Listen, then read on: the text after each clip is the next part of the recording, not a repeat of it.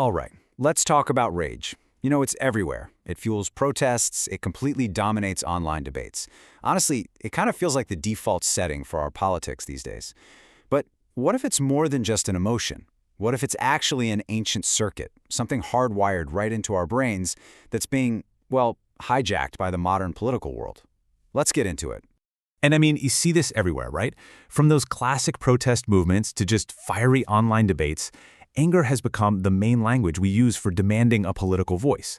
It's how we signal that a fundamental line has been crossed, and it's how we insist on being heard. Now, on the surface, it really feels like a conscious choice, a tool we pick up to fight our battles. But that's the big question, isn't it? Is this political rage something we just choose to perform, or does it tap into something way deeper, something far more primal, an unconscious biological system that has literally shaped survival for millennia?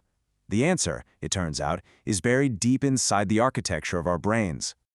Okay, so first, let's look at the familiar face of all this anger out there on the public stage. Just think about it for a second. Those iconic mad-as-hell signs you see at rallies, or the huge waves of outrage that just sweep through social media. Anger is a seriously powerful social fuel. It gets groups moving, it defines political identities, and it can drive real-world change, or, just entrench really bitter divides. There's no doubt about it. It's a major player in our collective life. But to really get what's going on, we need to go from the picket line all the way to the periaqueductal gray. So, let's zoom out from the political world and zoom way into the microscopic world of our own brains. So, affective neuroscience actually gives us a specific name for this, the rage system. And it is absolutely crucial to understand this is not a metaphor for feeling angry. No, this is a physical, hardwired circuit in the brain. It's one of several ancient, primary process emotional systems, kind of like fear or lust, things that are powerful survival tools shared across tons of species. And this isn't just a theory. We can physically map it out. As you can see here, the core rage pathway starts deep in the ancient parts of the brain.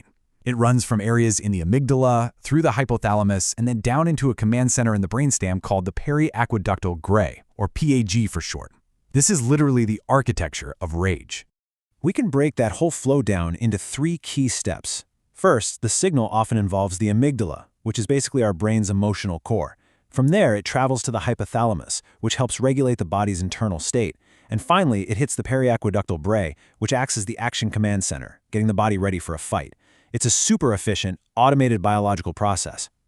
Okay, but the most stunning piece of evidence for this comes from direct brain stimulation. Seriously, when researchers activate these exact points in the rage circuit, people report feeling this intense, raw anger. But here's the real kicker. They have no idea why. There's no external reason, no story to attach to it. This proves that the feeling of rage can be a purely biological event, completely separate from any conscious justification. Wild, right? So, okay, we've got this ancient biological circuit for rage. How in the world does that connect to modern social justice and political theory? Well, this is where our 2 stories collide. This is where the body meets the body politic. Now, this slide, this is the absolute core of what we're talking about today. On the left, you've got the raw biological triggers for that rage circuit, being physically held back, having your goals frustrated, your resources threatened. Now look at the right. These are concepts straight from critical political theory: social exclusion, repression, economic exploitation. I mean, the parallel is just stunning.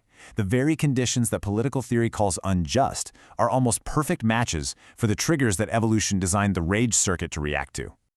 This brings us right to the idea of biopolitics, which was famously explored by the philosopher Michel Foucault. He asked this really profound question: how is political power not just some abstract force out there, but how does it get physically written into our bodies, affecting our health, our habits, and, as we're seeing now, our very own neural circuits? So what this means is that the political environment we live in, the systems of power, the forms of exclusion, the constant frustrations, all of that can actually modify our ancient emotional systems. It can lower the threshold for when our rage circuit fires off. It can change what even triggers it in the first place. In essence, our political life can literally retune our biological hardware. And this just reframes the entire picture. Our biology isn't some neutral stage for politics to play out on.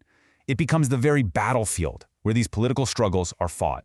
This leads to a really fascinating and honestly kind of disturbing concept: the adaptation executioner. What this describes is a state where our political judgments become automated. So instead of being the result of conscious thought, our reactions are driven by these deep, non-conscious biological cues. Our ancient programming is just executing its function in a modern world it was never, ever built for. And this creates a fundamental disconnect, right? You've got our ancient biological programming, which evolved for immediate life-or-death survival threats, and it's constantly being triggered by the complex, often abstract pressures of modern society. Our own instincts can get tangled up and become part of a cycle of social repression. As one writer put it, the whole organism, right down to the soul, becomes political. So really, what we experience as political rage is a hybrid. It's not just biology, and it's not just politics. It's the explosive intersection of the two. It's an ancient, primal survival circuit that has been captured, shaped, and is now constantly being triggered by the specific social and political systems we live inside. And all of this leaves us with one last provocative thought.